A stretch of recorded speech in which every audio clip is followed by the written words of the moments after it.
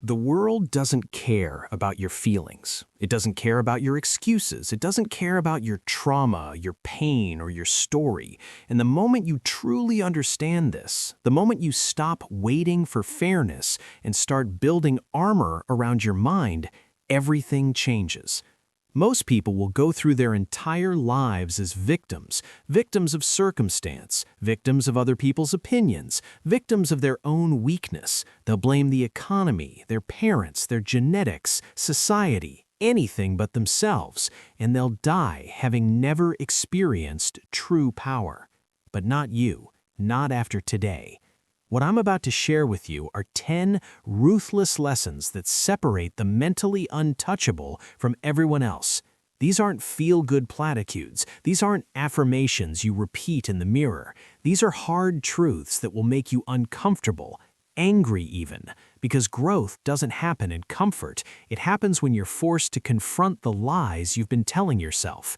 This is Behind the Mind, and by the end of this video, you'll have a blueprint for mental invincibility that 99% of people will never discover, because 99% of people are too weak to hear it. Let's begin. Here's the first ruthless lesson, and it's the foundation for everything else. No one is coming to save you. Not your parents, not your friends, not the government, not God, not your therapist. Nobody. You are alone in this fight, and the sooner you accept that, the sooner you can start winning. Most people spend their entire lives waiting for the right opportunity, waiting for someone to believe in them, waiting for permission, waiting for the perfect moment, waiting for someone to rescue them from their mediocrity. And while they're waiting, life is passing them by. The victim mentality trap. We live in a culture that celebrates victimhood. It rewards complaining. It gives participation trophies for suffering. People compete to see who has it worst, as if pain is currency and trauma is status. But here's what nobody tells you. Your victimhood is worthless. The market doesn't pay for your suffering. Your boss doesn't care that you had a tough childhood. Your competition doesn't slow down because you're going through something difficult. The world rewards results, not reasons, outcomes, not obstacles. You can have all the valid excuses in the world, and they might even be true, but excuses don't build empires. Excuses don't create wealth. Excuses just keep you comfortable in your failure. The orphan mindset. Psychologists talk about something called learned helplessness. It's when people become so accustomed to being powerless that they stop trying to escape even when the cage door is open. You need to develop what I call the orphan mindset. Imagine you have no safety net, no backup plan, no one to call when things go wrong. How would you move differently? How would you think differently? The mentally untouchable operate as if they're alone on an island, responsible for their own survival, because functionally, that's the truth. Your parents can't live your life for you. Your therapist can't make your decisions. Your friends can't want success for you more than you want it for yourself.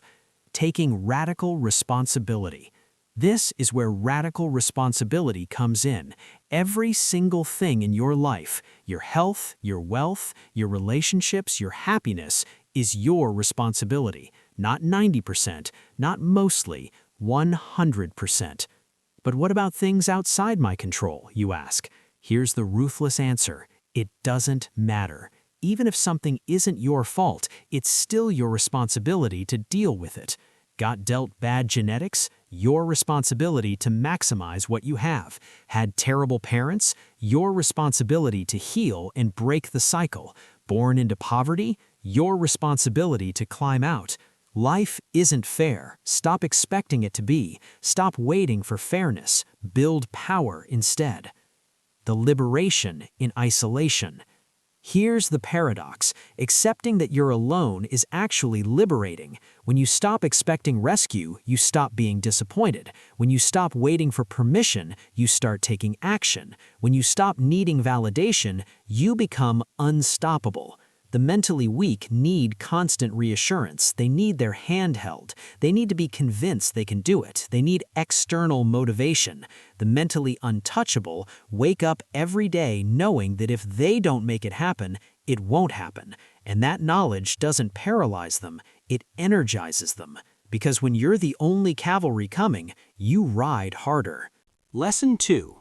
Your comfort zone is slowly killing you, and you're too comfortable to notice. Every day you stay where you're comfortable, you're choosing death. Not physical death, that would be too obvious. Psychological death. The slow erosion of your potential, the gradual surrender of what you could become. Your brain is designed to keep you safe, not to make you great. It wants homeostasis, it wants predictability, it wants you to stay exactly where you are because novelty equals risk, and risk equals potential danger. But here's the problem. Everything worth having lives outside your comfort zone. Every version of yourself that you admire, every goal you claim to want, every dream you pretend to chase, all of it requires you to become comfortable being uncomfortable. The adaptation principle. Your body and mind adapt to stress. When you lift weights, your muscles don't grow during the workout, they grow during recovery, building back stronger to handle the stress you imposed. The same principle applies to your mind.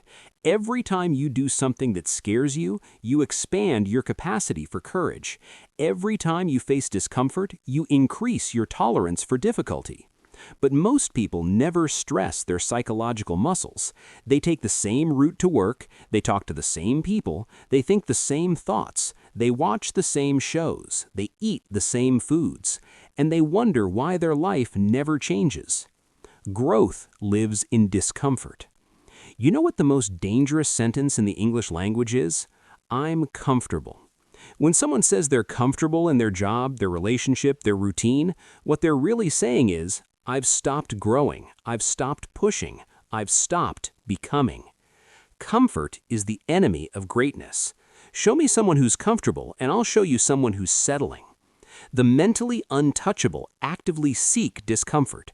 They volunteer for the hard conversation. They take on the project no one else wants. They start the business when they're not ready. They train when they're tired. They study when they'd rather relax. Why? Because they understand that temporary discomfort is the price of permanent growth. The 5-second rule. Here's a tactical approach. Mel Robbins talks about the 5-second rule. When you feel the instinct to act on a goal, you have 5 seconds before your brain kills it. 5, 4, 3, 2, 1. Act. Your brain will generate every excuse, every rationalization, every fear if you give it time. So don't give it time. When you know you should do something, move immediately. Cold shower? Don't think. Get in. Difficult conversation? Don't rehearse for 3 days. Have it now. Gym session? Don't negotiate. Go. The mentally weak overthink. The mentally untouchable act. Systematic exposure. Make discomfort a daily practice. Do one thing every single day that scares you or makes you uncomfortable. Start small if you need to. Make the phone call you've been avoiding. Speak up in the meeting. Try the food you've never tasted. Talk to the attractive stranger. Post the content you're afraid to share. Each repetition builds your tolerance. Eventually, what terrified you last month barely registers this month. Your comfort zone expands, and with it, your possibilities. But you have to do it consistently. You can't expand your capacity for discomfort with sporadic effort. It requires daily practice. The regret calculation. Here's a powerful reframe.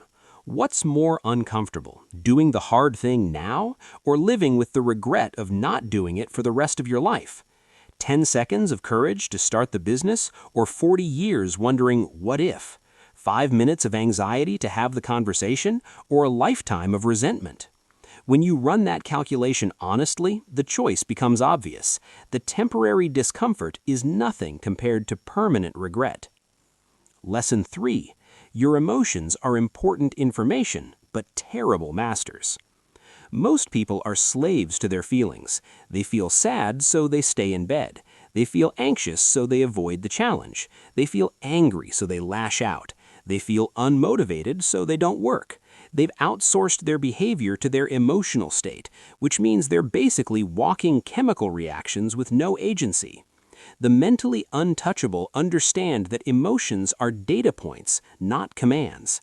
They're useful information about your internal state, but they don't dictate your actions. The feeling-action gap. Your feelings and your actions don't have to match. You can feel terrified and act courageously. You can feel unmotivated and work anyway. You can feel hurt and respond with kindness. You can feel doubtful and persist anyway. This is the gap that separates amateurs from professionals. Amateurs only act when they feel like it. Professionals act regardless of how they feel. Think about elite athletes. Do you think Kobe Bryant always felt like training at 4 a.m.? Do you think Michael Phelps always felt like swimming another lap? Of course not, but they did it anyway because they understood that feelings are irrelevant to results. The observer perspective. Here's a powerful technique. Practice observing your emotions rather than being consumed by them. Instead of "I am angry," try "I notice that I'm feeling anger." Instead of "I am anxious," try "I'm experiencing anxiety right now." This subtle shift creates distance between you and the emotion. You're no longer the emotion, you're the one noticing it. This gives you choice. When you're consumed by emotion, you're reactive. When you're observing emotion, you're responsive. That difference is everything. The neurological truth. Neuroscience backs this up. The initial emotional response, the amygdala hijack, lasts about 90 seconds. That's it, 90 seconds. After that, any remaining emotion is being sustained by the story you're telling yourself about it. You're choosing to keep feeling it by continuing to feed it with your thoughts. This means that within 2 minutes of any emotional spike, you can regain control if you stop fueling the narrative. The Stoic approach. The ancient Stoics understood this thousands of years ago. Epictetus said, "It's not what happens to you, but how you react to it that matters." Marcus Aurelius, literally the Emperor of Rome, wrote in his journal, "You have power over your mind, not outside events. Realize this, and you will find strength." These weren't philosophers sitting in ivory towers. These were people dealing with war, disease, betrayal, loss, and they chose their response. Practical application. So how do you apply this? Start with awareness. When you feel a strong emotion, pause. Name it. I'm feeling frustrated right now. Then ask, what is this emotion telling me? What's the useful data here? Maybe anxiety is telling you that you're unprepared, so you need to study more. Maybe anger is telling you that a boundary was violated, so you need to address it. Maybe sadness is telling you that you've lost something important, so you need to grieve. Extract the information. Then choose your action based on your values and goals, not based on the emotion itself. This doesn't mean suppress your emotions. It means use them as instruments on your dashboard rather than letting them grab the steering wheel. Lesson 4. Every rejection is either protection or redirection, and the mentally untouchable know how to leverage both. Most people are destroyed by rejection. They get turned down for the job and spiral into self-doubt. They get dumped and question their worth. They pitch an idea that fails and stop trying. Why? Because they've made rejection mean something about their identity rather than just being neutral feedback. Rejection as information. Here's the reframe. Rejection is just information. It's the universe telling you that this particular path, at this particular time, with this particular approach, isn't optimal. It's not saying you're worthless. It's not saying give up. It's saying adjust and try again. Thomas Edison tested thousands of materials before finding the right filament for the light bulb. When asked about his failures, he said, "I have not failed. I've just found 10,000 ways that won't work." That's the mentality. Every rejection is data that brings you closer to what will work. The protection angle. Sometimes rejection is protection. That job you didn't get, maybe the company goes bankrupt 6 months later. That relationship that ended, maybe they would have held you back from your destiny. That business deal that fell through, maybe it would have destroyed you. You can't see this in the moment, but looking back, many of your biggest rejections were your biggest blessings. I'm not saying believe in mystical fate. I'm saying recognize that your limited perspective can't evaluate every outcome. Sometimes what feels like loss is actually gain. Building rejection tolerance. The mentally untouchable actively build rejection tolerance. They seek out situations where rejection is likely because each rejection makes them stronger. There's a famous exercise. Go out and try to get rejected 100 times. Ask for discounts you won't get. Pitch ideas that will be turned down. Approach people who will say no. What happens? Two things. First, you become completely desensitized to rejection. It loses its power. Second, you actually get more yeses than you expected because you're taking so many shots. The numbers game. Everything worthwhile is a numbers game. Sales is a numbers game. Dating is a numbers game. Networking is a numbers game. Building anything is a numbers game. If you need 100 rejections to get 10 yeses, and one of those yeses changes your life, then rejection isn't your enemy, it's your filter. It's sorting through the no's to find your yes. But most people stop at rejection number 3. They're not even in the game long enough to see results. The ego death. Rejection stings because of ego. You've attached your self-worth to the outcome. When the outcome is negative, your self-worth takes a hit. The solution? Kill your ego. Not your confidence, your ego. Understand that you are not your results. You're the person creating results, learning and improving. A rejection doesn't change who you are. It changes what you know, and what you know makes you more dangerous next time. Lesson 5. Motivation is garbage. Discipline is everything.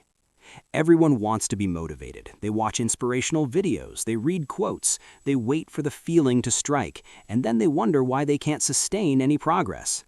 Here's why.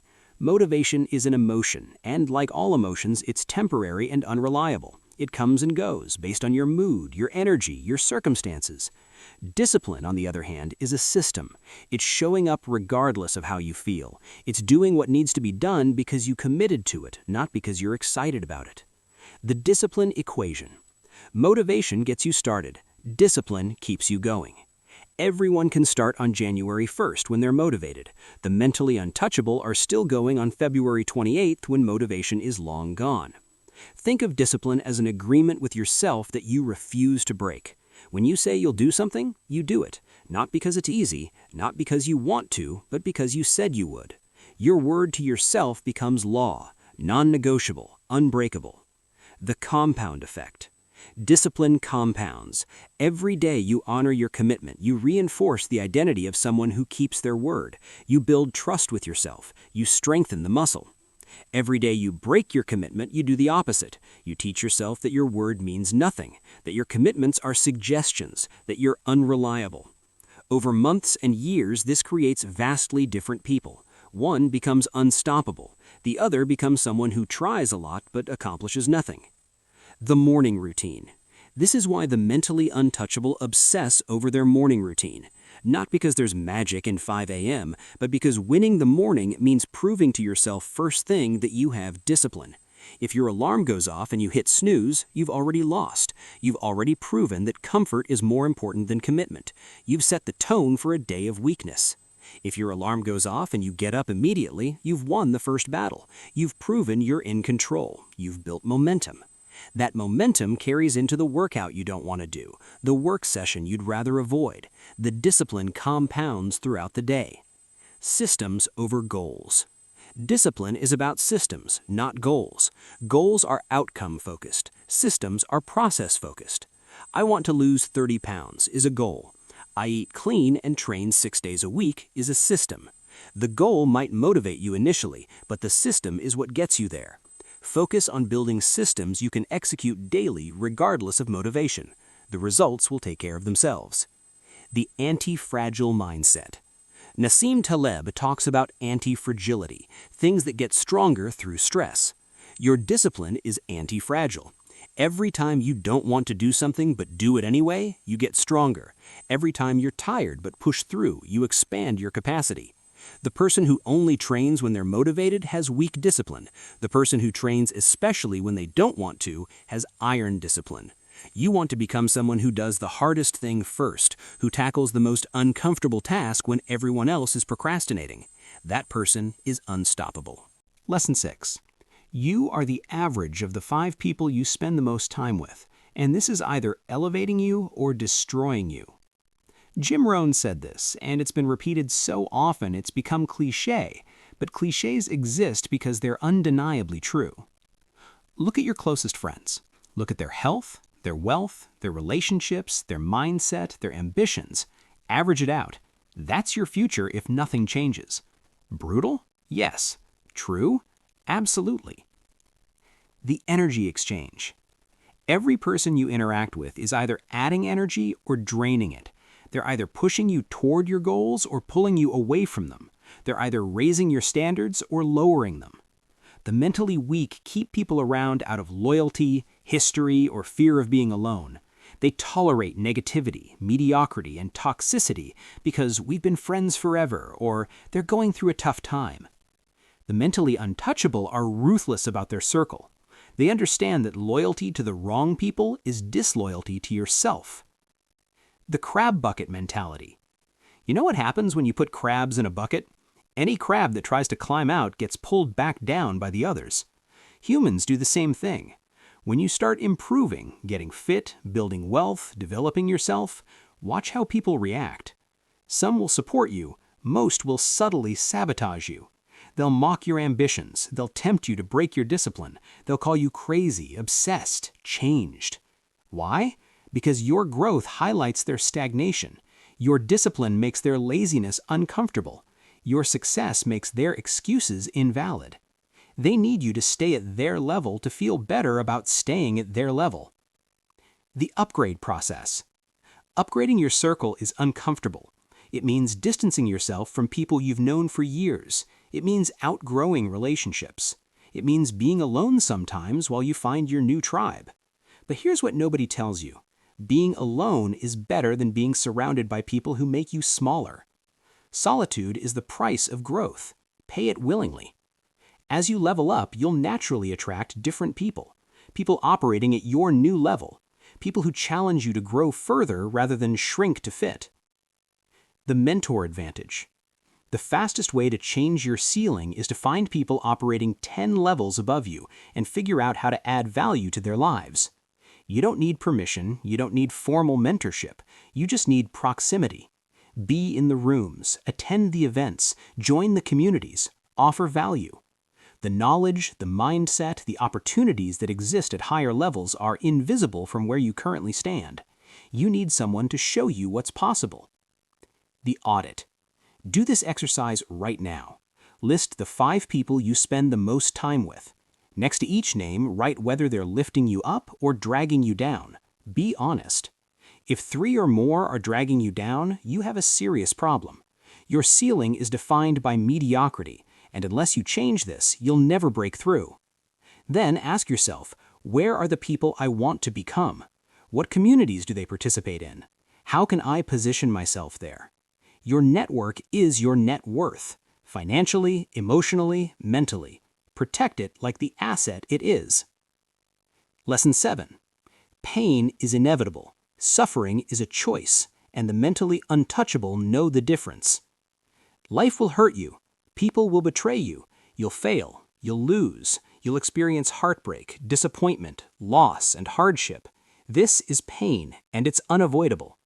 Suffering is what happens when you resist the pain, when you create stories about why it shouldn't have happened, when you ask, why me? When you ruminate and replay and refuse to accept reality.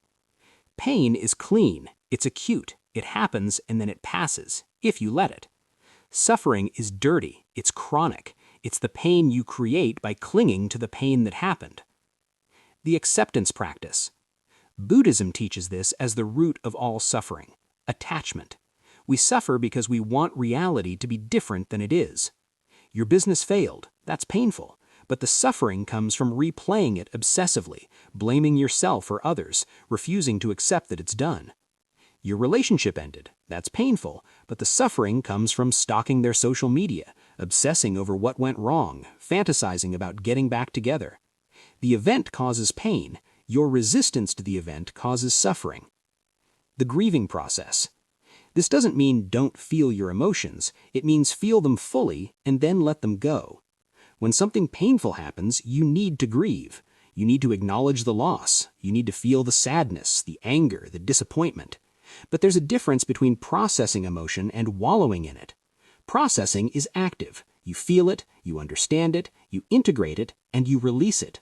Wallowing is passive. You just sit in it indefinitely, almost enjoying the misery. Set a timer if you need to. Give yourself 1 hour to feel everything fully. Then when the timer goes off, you're done. You take action. You move forward. The Stoic dichotomy of control. The Stoics had a framework for this, the dichotomy of control. Some things are within your control, most things are not. Focus on what you can control. Accept what you can't. You can't control whether you get the job. You can control how well you prepare for the interview. You can't control whether someone loves you back. You can control whether you show up as your best self. You can't control whether you get sick. You can control how you treat your body. You can't control market crashes. You can control your spending and saving. When you focus on what you can't control, you create suffering. When you focus on what you can control, you create power. The upreef. Pain is often the doorway to growth, the breakup that forces you to rebuild yourself, the failure that teaches you what not to do, the loss that shows you what truly matters. The mentally untouchable don't just tolerate pain, they extract wisdom from it. They ask, what is this teaching me? How is this making me stronger? Who am I becoming through this? They metabolize pain into power. The identity shift. Here's the ultimate reframe. You're not someone things happen to. You're someone who happens to things. The victim identity says, look at what the world did to me. The victor identity says, look at what I did with what the world gave me. One creates suffering, the other creates strength. You choose which story you tell about your pain. Choose the one that serves your growth. Lesson 8. In a world where everyone is desperate to be heard, silence becomes a superpower. Most people talk too much. They over-explain, they overshare, they broadcast their plans, their struggles, their opinions, their entire inner world to anyone who will listen. And in doing so, they give away their power. The mentally untouchable understand that silence is strength. What you don't say is often more powerful than what you do say. Strategic silence. There are several forms of strategic silence, and each has its purpose. First, there's the silence of work. Don't announce your goals. Don't post about your plans. Don't tell people what you're building until it's built. Why? Because talking about it gives you a premature sense of accomplishment. Your brain gets a dopamine hit from the validation of sharing, which reduces your motivation to actually do the work. Studies show that people who publicly announce their goals are less likely to achieve them. The social recognition satisfies the need that the achievement was supposed to satisfy. Work in silence. Let your results make the noise. The silence of observation. Second, there's the silence of observation. In conversations, in negotiations, in conflicts, learn to be comfortable with silence. Most people are so uncomfortable with silence that they fill it with words, often revealing more than they should. They negotiate against themselves. They admit things they didn't need to admit. They show their hand. The person who can sit in silence has a massive advantage. People will fill that silence, and in filling it, they'll tell you everything you need to know. Emotional silence. When someone attacks you, insults you, tries to provoke you, silence is often the most devastating response. Arguing gives them power. It shows they got to you. It validates their attack by treating it as worthy of response. Silence, on the other hand, is dismissive. It says, "You're not even worth my words." It denies them the reaction they're seeking. This doesn't mean be passive. Sometimes you need to set boundaries. Sometimes you need to address things. But learn to discern when a response is necessary versus when silence is stronger. The mystery factor. People are intrigued by mystery. When you're too open, too available, too willing to explain yourself, you lose intrigue. The mentally untouchable maintain a degree of mystery. They don't post their every thought on social media. They don't feel compelled to justify their decisions to everyone. They keep parts of themselves private. This creates respect. People value what they can't easily access. When you're an open book, you're boring. When you're selective about what you reveal, you're interesting. The listening advantage. Finally, silence makes you a better listener. And listening is how you learn, build relationships, and gather intelligence. You can't learn anything while you're talking. You're just broadcasting what you already know. The most successful people in any field are often the best listeners. They ask questions, they observe, they absorb information, then they act on what they've learned. Talk less, listen more. Watch how much more you accomplish. Lesson 9. You can't build an empire from a body that's falling apart. Your physical health isn't separate from your mental toughness, it's the foundation of it. You want mental clarity? Fix your sleep. You want emotional stability? Fix your nutrition. You want discipline? Start with your body. Everything is connected. A weak body creates a weak mind. A strong body enables a strong mind. The energy equation. Think of your body as a machine that produces energy. Every decision you make about food, sleep, exercise, and recovery either increases or decreases your energy production. Eat garbage, sleep poorly, skip exercise, you're operating at 30% capacity. Good luck competing against someone operating at 90%. The mentally untouchable treat their body like a high-performance vehicle. They fuel it properly. They maintain it regularly. They don't abuse it. Not because they're vain, because they understand that everything they want to achieve requires sustained high energy, and that energy comes from physical health. The discipline transfer. Physical training builds mental toughness in ways nothing else can. When you're on rep 15 of 20 and your muscles are screaming and you keep going anyway, you're training more than your body. You're training your mind to push past perceived limits. You're training yourself to be comfortable in discomfort. You're training discipline. This transfers to everything else. The person who can finish the workout when they're exhausted can finish the project when they're tired. The person who can control their diet can control their spending. The person who shows up to train consistently shows up to work consistently. Your body is a training ground for your mind. The confidence connection. Physical fitness creates genuine confidence, not the fake, inflated ego kind, the earned kind. When you look in the mirror and see someone who's disciplined, who's strong, who's capable, it changes how you move through the world. You stand taller, you speak with more authority, you take up space. People respect someone who clearly respects themselves enough to maintain their body. It signals self-control, discipline, standards. Conversely, if you can't even control what you put in your mouth or get yourself to the gym 3 times a week, why would anyone trust you with anything important? The longevity play. This isn't just about now, it's about playing the long game. You want to build wealth over decades? You need to be alive and healthy for decades. The skills, the knowledge, the wealth you accumulate, all worthless if your body gives out at 50 because you neglected it for 30 years. The mentally untouchable think in decades. They make decisions today that their 60-year-old self will thank them for. The non-negotiables. Make physical health non-negotiable. Not something you do when you have time, not something you prioritize after everything else, the foundation. Sleep 7 to 8 hours, lift weights, do cardio, eat mostly whole foods, drink water, avoid excessive alcohol and drugs, get sunlight, manage stress. These aren't secrets, everyone knows this. The mentally untouchable actually do it. Treat your body like the asset it is, because without it, you have nothing. Lesson 10, and the most ruthless of all. You're going to die, and you're wasting time pretending you won't. The Stoics had a practice called memento mori, remember death. They meditated on death daily, not to be morbid, but to stay focused on what actually matters. Steve Jobs said, "Remembering that you are going to die is the best way I know to avoid the trap of thinking you have something to lose. You are already naked. There is no reason not to follow your heart." Death is the ultimate clarifier. It strips away all the bullshit, all the pretense, all the things you're wasting energy on that don't matter. The urgency factor. Most people live like they have unlimited time. They postpone dreams, they avoid hard conversations, they stay in situations that make them miserable because there's always tomorrow. But there isn't always tomorrow. Tomorrow is a maybe. Today is the only guarantee you have.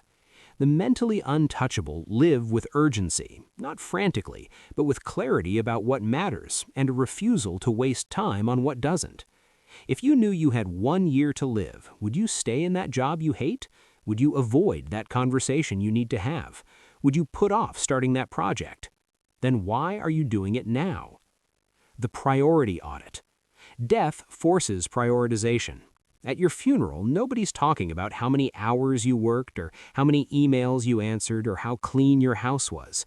They're talking about who you were as a person, how you made them feel, what you stood for, what you created, what you gave. So why are you spending 90% of your energy on things that won't matter on your deathbed? Do the audit. What would 80-year-old you regret not doing? Do that. What would you regret wasting time on? Stop that. The fear eliminator. Most of your fears are ridiculous when viewed through the lens of death. You're afraid to start the business because it might fail? You're literally going to die. Who cares if a business fails? You're afraid to tell someone how you feel because they might reject you? You're going to die. The rejection won't matter. You're afraid of what people think about your choices. You're going to die. Their opinions die with you. Death eliminates 90% of what you're worried about by revealing how truly insignificant most of it is. Thanks for watching Behind the Mind. If this video helped you understand yourself better, hit that like button and subscribe for more deep dives into human psychology.